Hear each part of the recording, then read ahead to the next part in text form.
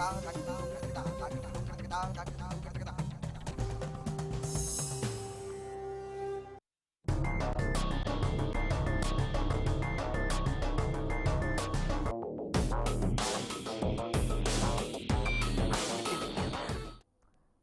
देख रहे हैं आप स्पेशल एट 11। आपके साथ मैं हूं रेणु कैलाश। नोटबंदी के 29वें दिन भी देश भर में अफरा तफरी का माहौल है। बैंकों में पैसे लेने को लेकर लंबी लाइनें लगी हुई हैं, लेकिन आम लोगों की पहुंच तक नई करेंसी नहीं पहुंच पा रही है। तो दूसरी तरफ काले धन को सफेद करने वाला माफिया प्रदेश में सक्रिय हो रहा है।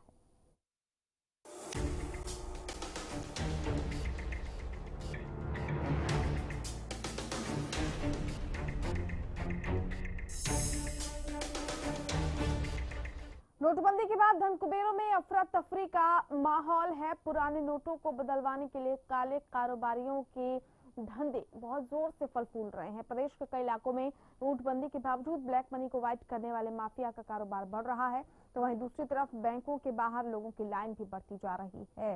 नोटबंदी को 28 दिन बीत चुके हैं और आज 29वां दिन है, लेकिन फिर भी आम लोगों को बैंकों से पैसे नहीं मिल पा रहे। देखिए एक रिपोर्ट, फिर करेंगे इस पर विस्तार से चर्चा। काले धन को सफेद करने वाले सौदागर, 20 से 50% में हुई अदला बदली। काले कारोबारियों का बाजार पर साया, पुरानी करेंसी को बदलने के गैंग सक्रिय। रोहतक, अंबाला, जींद, सिरसा में सौदागर। प्रधानमंत्री मोदी ने काला धन रखने वाले पर लगाम लगाने के लिए जैसे ही 8 नवंबर को 1000 और 500 के पुराने नोटों को बंद करने का ऐलान किया, तो धन कुबेरों के होश फाख्ता हो गए। लेकिन अब थोड़ा सा वक्त मिलते ही काले कारोबारियों की ब्लैक मनी को व्हाइट करने वाला माफिया सक्रिय हो गया है। जगह जगह पर ऐसे माफिया 30 से लेकर 50% तक कटौती कर नोटों की बदली कर रहे हैं। अंबाला, करनाल, जींद, सिरसा, रोहतक, इन सभी जगहों पर काले कारोबारियों का खुलासा हुआ है। 8 नवंबर को प्रधानमंत्री मोदी ने पुरानी करेंसी को बंद करने का ऐलान किया था। सरकार ने 500 और 1000 के पुराने नोट बंद करने का फैसला लिया। सरकार ने काले धन पर कुठारघात करने वाले के लिए फैसला लिया था। सरकार ने तुरंत ही 500 और 2000 के नए नोट जारी कर दिए थे। पुरानी करेंसी को जमा करवाने का लोगों को 31 दिसंबर तक का वक्त दिया गया है। पेट्रोल पंप, अस्पताल और परिवहन विभाग ने पुराने नोटों का चलन रखा। 2 दिसंबर से पेट्रोल पंप और टोल टैक्स पर पुराने नोट बंद किए गए। जनता की सुविधा के लिए कैशलेस स्कीमों को सरकार ने बढ़ावा दिया। अब बड़े शोरूम से लेकर रेहड़ियों तक कैशलेस स्कीमें पहुंचने लगी हैं। आम लोगों को बैंकों और एटीएम के बाहर पैसों के लिए इंतजार करना पड़ रहा है, लेकिन ज्यादातर लोग प्रधानमंत्री मोदी के फैसले की सराहना भी कर रहे हैं। काले कारोबारियों पर सरकार की भी पैनी नजर है। सरकार बैंकों के खाते से पैसे के लेन देन को लेकर पैनी नजर बनाए हुए है। वहीं आम जनता से कैशलेस स्कीमों के जरिए भुगतान करने की अपील की जा रही है। सरकार ने काला धन रखने वाले कुबेरों के धन पर चोट मारने के लिए ये पहल की है। Bureau report, Haryana news. तो काले धन को सफेद करने का एक कारोबार जारी है, इस पर हम चर्चा करेंगे। चर्चा करने के लिए खास मेहमान आर.एन. मलिक हमारे साथ, राजनीतिक विश्लेषक इस वक्त स्टूडियो में जुड़ चुके हैं। मलिक साहब, बहुत स्वागत है आपका। जिस तरीके से काले धन को सफेद करने वाले माफिया सक्रिय हैं, इस पर सबसे पहले आपकी प्रतिक्रिया कि कैसे ये कारोबार जो है फल फूल रहा है। देखिए, ये काले धन से सफेद करने का कारोबार तो 9 तारीख से शुरू हो गया था। लोगों ने एकदम से अपना नजर दौड़ाई, कैसे कैसे क्या कर सकते हैं, इनोवेटिव मीन्स सोचे। अब जो बताते हैं पंजाब में जितना गुरुद्वारों में ऑफरिंग आती है, उसके सारे 500 और 1000 के नोट बदलवा लिए। अच्छा, अब रोडवेज जितनी है सब स्टेट्स में, किसी से पूछ लो कि जी रोडवेज जितना पैसा आता है, 100 रुपए के नोट, 50 रुपए के नोट, वहाँ रोडवेज डिपार्टमेंट के ऑफिसर या पॉलिटिशियन या वहाँ के मंत्री, उनके नोट बदले जा रहे हैं। दिल्ली में आईएसबीटी में आपको पता है, एक वो उसकी डेथ भी होगी, वो सारे एम्प्लॉइज तो ये कहते हैं कि जिसके ऊपर दबाव था इसलिए हार्ट अटैक हुआ। अब सच्चाई कितनी है ओनली गॉड नोज। रोहतक में कल परसों फिर धरने पर रखे हैं कि जी वो वहाँ यहाँ जो कैश आता है काउंटर पर, उसके 100 रुपए 500 के 1000 के नोट बदले जा रहे हैं। सारे गुरुद्वारों का पैसा बदला जा रहा है। तो ये लोग देखिए, हर एक आदमी जो काला धन उसको छुपाने की तो कोशिश करता ही है। वो चारों तरफ से देखता है किधर कैसे हो सकता है। हिसार से सारा पैसा आसाम में गया, कितना गया, क्योंकि आसाम में कहते हैं कुछ ऐसे ट्राइबल एरियाज हैं जिनके ऊपर इनकम टैक्स लॉ लागू है ही नहीं, तो लोग कह रहे हैं वहां पैसा भेज दो। तो ये तो लोग तो सोचेंगे, जो काला धन है इधर उधर हाथ पैर तो मारेंगे। अब ये सरकार का काम है कि इतनी चौकसाई बरते कि ये काम ना हो सके। चलिए, लौटेंगे आपके पास। हमारे साथ हमारे सहयोगी अनिल मोर सीधा जुड़ चुके हैं, उनका रुख कर लेते हैं। अनिल, लगातार अभी बरामदगी हो रही है नोटों की, और जिस तरीके से लोग लंबी कतारों में लग रहे हैं, ये समझ से परे कि ऐसे लोगों के पास इतने नोट कहां से आ जाते हैं, और जिस तरीके से काले धन को सफेद करने में गिरोह पूरा सक्रिय हो चुका है, ये पूरा का पूरा जाल है जो अब लगातार फैलता जा रहा है प्रदेश में। देखिए, बिल्कुल इस तरह के काफ़ी मामले सामने आ चुके हैं जहाँ पे ब्लैक मनी का वाइट वहाँ पे किया जा रहा था। काफ़ी जगहों की अगर बात करें, हम मोहाली की बात करें, चंडीगढ़ की बात करें, सिरसा की बात करें, काफ़ी जगहों से ऐसे पैसा बरामद भी किया गया। देश के कोने कोने से ऐसे पैसे की लगातार बरामदगी है। बेंगलुरु में भी करोड़ों रुपए वहाँ पे मिले थे। और जो तकरीबन जो ब्लैक मनी पे जो एक बड़ी मार करने के मकसद से जो नोटबंदी की गई थी, तकरीबन 1 महीना होने वाला है, कल पूरा 1 महीना हो जाएगा। लेकिन 1 महीना बीत जाने के बाद जो लाइनें हैं वो लाइनें ज्यों की त्यों बनी हुई है। इस 1 महीने के दौरान सरकार की तरफ से, RBI की तरफ से रोजाना नई नई गाइडलाइन यहाँ पे जारी की गई, लेकिन कहीं ना कहीं लोगों को राहत नहीं मिली। इस वक्त मैं चाणक्यपुरी में एक बड़े बैंक की ब्रांच के बाहर खड़ा हूं। आप देख सकते हैं कि लोग अभी भी लाइनों के बाहर खड़े, अभी तक इस बैंक में पैसा नहीं आया और लोग इसी बात का इंतजार कर रहे हैं कि कब पैसा आएगा। 11 बज चुके हैं लेकिन अभी तक बैंक के अंदर पैसा नहीं आया। जब दिल्ली के पोश इलाके का ये हाल है, जो दूर दराज के जो इलाके हैं वहां का नजारा आप देख सकते हैं कि लोग थकार के बैठ भी चुके हैं, लेकिन इस बात का इंतजार कर रहे हैं कि कब बैंकों में पैसा आएगा। और कहने का जो लोगों की परेशानियां, वो परेशानियां कम नहीं हो रही है। अगर आपसे जानना चाहूँ, आप कब से इंतजार कर रहे हैं, कब से आप यहाँ पे खड़े हैं बैंक के पास? 8 बजे से आया हूँ सर, यहाँ पे पैसे नहीं आए यहाँ पे। लगभग 1 महीना होने वाला है, लेकिन जो लोगों की लाइनें ज्यों की त्यों बनी हुई है, पैसा निकालने में दिक्कतें हो रही है। मैं 3 दिन से वापस जा रहा हूँ, 3 दिन से अभी आ ही नहीं रहा पैसे। मेरे को 3 दिन से नहीं मिल रहे पैसे अभी। आप कब से बैंक में आ रहे हैं, कितने परेशान से? 1 हफ्ते से आ रहे जी हम तो। पैसा जब भी आता, लाइन आती है, नंबर आता तो जब भी पैसा खत्म। लेकिन लोग कई दिनों से आ रहे हैं लेकिन पैसा नहीं निकाल पा रहे। अगर आपसे जानना तो आपकी सैलरी अपने अकाउंट में आ चुकी होगी, वो आप कैसे निकाल पा रहे हैं? बच्चों की फीस देनी होगी, किराया देना होगा। इसके चक्कर में तो परेशान हो रहे। 4 शनिवार से लगा हूँ लाइन पे, अभी तक पैसे मिले ही नहीं। देखिए, 4 दिन से लाइन में खड़े, 4 दिन से हो गए इनको, तो 1 हफ्ता हो चुका है। अगर आप काम क्या करते हैं, ड्यूटी पे कब जाते हैं? ड्यूटी पे हाजिरी लगा के आते हैं, फिर यहाँ पे लाइन में लगते हैं, जब भी नहीं मिलता पैसा। देखिए, लोग अपनी ड्यूटी पे हाजिरी लगा के आ जाते हैं लेकिन पैसा नहीं निकल पाता। अगर आपसे जानना चाहूँ, आप कब से इंतजार कर रहे हैं, क्या नंबर है? 5 बजे से आया हुआ हूँ, मेरे को 8 नंबर टोकन मिला, मगर अभी तक कैश नहीं आया और 11 बज चुके हैं सर। मैं अपनी ड्यूटी छोड़ के आया। देखिए, अब पाहिज लोग भी यहाँ पे आ रहे हैं। अगर आपसे जानना चाहूँ, आप यहाँ पे आए हैं, उम्मीद है पैसा निकाल पाए? हाँ, उम्मीद तो है, आज जाते ही मेरे पैसे निकल जाएंगे। परेशानियां लोगों को कितने, 1 महीना होने वाला है, आज कह रहे कैश भी नहीं है। अंदर जाने के बाद पता लगेगा, मैं एक बार चेक करना चाहूंगा पहले। आप देख सकते हैं लोग किस तरह बैंकों में आ रहे हैं। आप परेशानी का आप आलम लगा सकते हैं कि ये अपाहिज है, फिर भी यहाँ पे पैसे के लिए इनको यहाँ पे आना पड़ रहा है। अभी कह रहे हैं कि बैंक के अंदर पैसा नहीं है। नहीं, पैसा तो भाई मेरे को तो, मैंने तो पूछा था, मेरे को अपना काम करने के लिए गया था। और लोगों को परेशानी हो रही है, 1 महीना हो गया, लाइनें लंबी खड़ी है। क्या कह रहे हैं बैंक वाले की कैश नहीं? कैश आएगा तब लेना, टोकन भी खत्म हो गए, करे कल टोकन लेने गया। टोकन यहाँ पे खत्म हो चुके हैं, कैश इस बैंक के अंदर नहीं है। जब दिल्ली के पोश इलाके के बैंक का ये हाल है, तो जो दूर दराज के इलाके है, जो ग्रामीण इलाके है, वहाँ का अंदाजा आप लगा सकते हैं कि पूरा 1 महीना होने वाला है। कल एक पूरा महीना हो जाएगा, लेकिन जो लाइनें ज्यों की त्यों बनी हुई। एक बुजुर्ग महिला हमारे साथ है, आपको लगता है आज आप पैसा निकाल पाएंगे? परेशानी कितनी हो रही है? ये बोल नहीं पा रहे हैं, लेकिन इनकी परेशानी कम नहीं हो रही। कहीं ना कहीं जो कदम उठाया था, कहा था कि ब्लैक मनी बाहर आ जाएगी, लगता है कि ब्लैक मनी बाहर आएगी? मुझे नहीं लगता था कि ऐसे निकलेगी बाहर, मुश्किल है। देखिए, बिल्कुल लोगों की परेशानी आप देख सकते हैं। लोग लगातार बैंक में आ रहे हैं लेकिन जो पैसा वो निकाल नहीं पा रहे। इस बैंक में कैश फिलहाल आया नहीं है, कह रहे हैं कि 3:30 बजे बैंक आएगा। जब दिल्ली के एक पोश इलाकों में ये हाल है, तो और इलाकों का अंदाजा आप लगा सकते हैं। 1 महीना होने वाला है, इसे 1 महीने के बहुत शुक्रिया आपका इस तमाम बातचीत को हम तक पहुंचाने के लिए। तो अनिल मोर हमारे साथ जुड़े हुए थे। देखिए, 1 हफ्ते से लोग लाइन में लगे हैं, कोई 4 दिन से है, कोई 10 दिन से है, कोई ड्यूटी से गैर हाजिर होकर जो है यहाँ पर लाइन लगा रहा है, लेकिन उसके बावजूद पैसे नहीं निकल रहे हैं। और वहीं दूसरी तरफ माफिया इतने ज्यादा सक्रिय हो चुके हैं, हाथ पांव इतने ज्यादा फैला चुके हैं कि उन्हें बड़ी आसानी से ये सब कुछ हासिल हो पा रहा है। जी मलिक साहब, आप कुछ कहना चाह रहे हैं? देखिए, एक और नई समस्या खड़ी होने वाली है।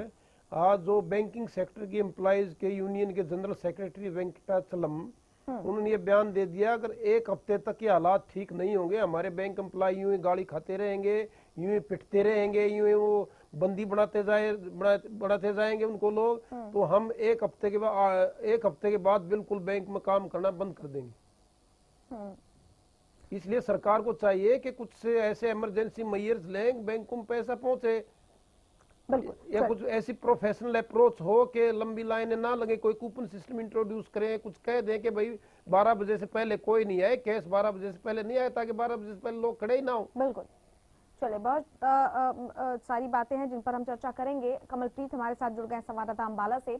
कमलप्रीत, अंबाला में क्या देखने को मिल रहा है? जिस तरीके से माफिया सक्रिय हो गए हैं काले धन को सफेद करने के लिए, कई जगहों से करेंसी की बरामदगी भी की गई है और उन युवकों से पूछताछ भी जारी है। अंबाला में इस वक्त क्या हालात देखने को मिल रहे हैं?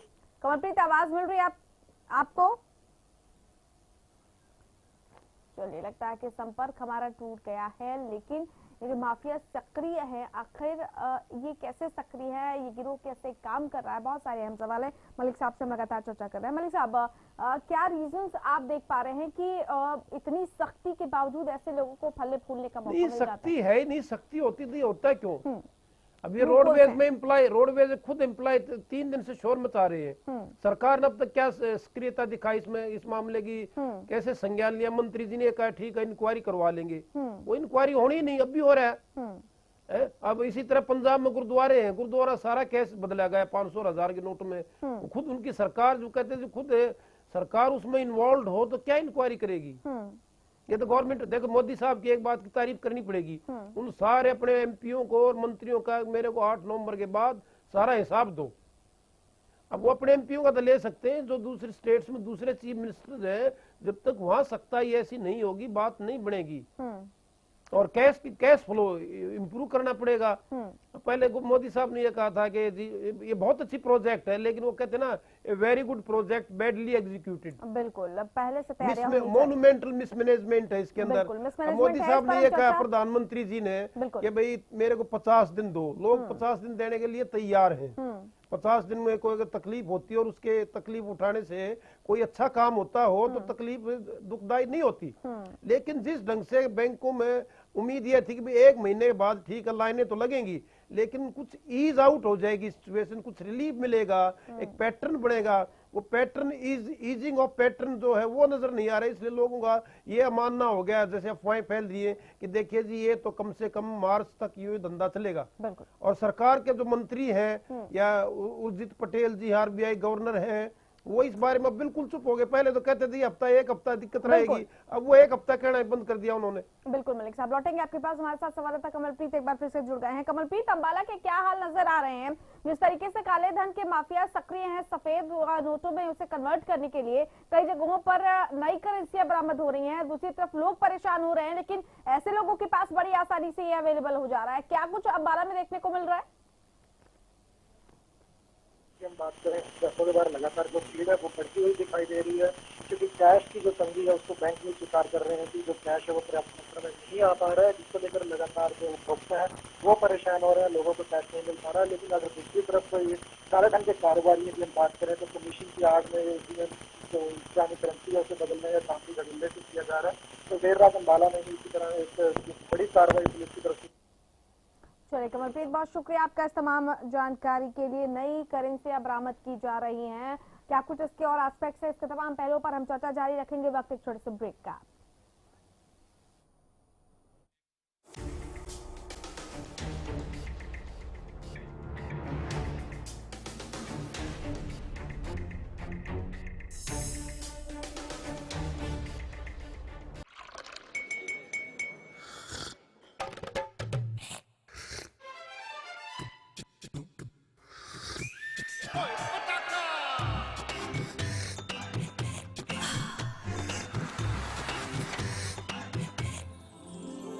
उर्मिला, हेलो हेलो जी, हो जाए। Thank you.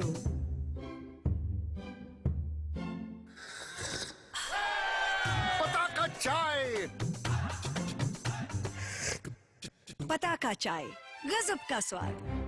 गया बहादुरगढ़ में सुपर स्पेशलिटी ब्रह्म शक्ति संजीवनी हॉस्पिटल। 10 सालों से इस इलाके की लोगों की सेवा हम कार्यरत हैं। कंप्लीट मेडिकल केयर एक ही छत के नीचे। झज्जर डिस्ट्रिक्ट की इकलौती कैथ लैब है। 24 आवर कार्डियोलॉजिस्ट की टीम, सभी super specialist, surgeon, physician, gynaecologist, orthopaedic surgeon, paediatrician. 24 घंटे cath lab, dialysis, blood bank, CT scan, ultrasound, advance pathology lab, ENT and eye surgery भी उपलब्ध है। हमारा पता है। स्मूथ ड्राइविंग के लिए पेश है एडवांस तकनीक से निर्मित एराबॉल लुब्रिकेंट्स। इंजन में ताकत लाए, माइलेज बढ़ाए। एराबॉल लुब्रिकेंट्स, इंजन में भर दे दम। गीता जैसे अमर ज्ञान से दुनिया को महकाएंगे, अपनी विरासत को विश्व के हर कोने में पहुंचाएंगे। है धर्म क्षेत्र ये, कुरुक्षेत्र ये, जन जन को बतलाएंगे गीता जयंती का उत्सव मिलजुल हम मनाएंगे। हरियाणा की मनोहर सरकार द्वारा कुरुक्षेत्र में 6 से 10 दिसंबर 2016 तक अंतर्राष्ट्रीय गीता महोत्सव का आयोजन किया जा रहा है। इस ऐतिहासिक एवं भव्य आयोजन में आप सब आमंत्रित हैं।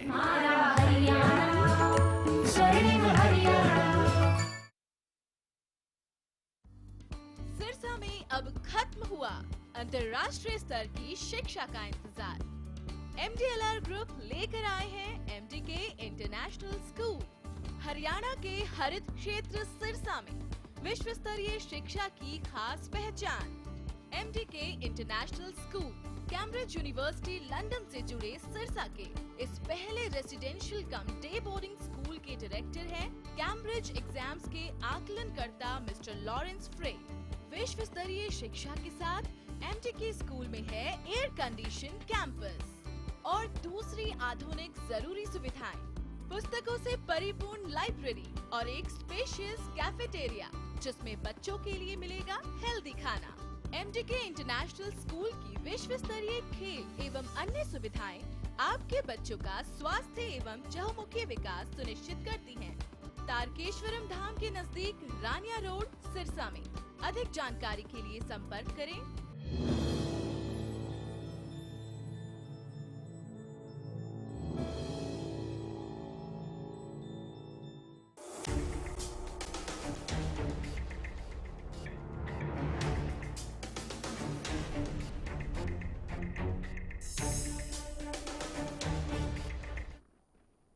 तो स्पेशल एक्ट 11 में बात कर रहे हैं काले धन की, जिस पर सफेद माफिया सक्रिय हो गए हैं, पूरे तरीके से जुटे हुए हैं। कई जगहों से नोटों की बरामदगी इस बात का साफ संकेत है कि ये धंधा आप धड़ल्ले से फल फूल रहा है। क्या वाकई सरकार की तरफ से कई और कदम उठाए जाने चाहिए? बहुत सारे अहम सवाल। मलिक साहब हमारे साथ लगातार जुड़े हुए। मलिक साहब, आपके नजरिए से कौन कौन से ऐसे आवश्यक कदम हो जो उठाए जाए ताकि इन पर लगाम कसी जा सके? 5-6 दिन पहले बेंगलोर में 4 करोड़ के नए नोट मिले थे। वहाँ पर इनकम टैक्स डिपार्टमेंट के ऑफिशियल्स गए, उन्होंने इंक्वायरी की। अब वो उन्होंने कुछ नहीं बताया कैसे पहुंचे।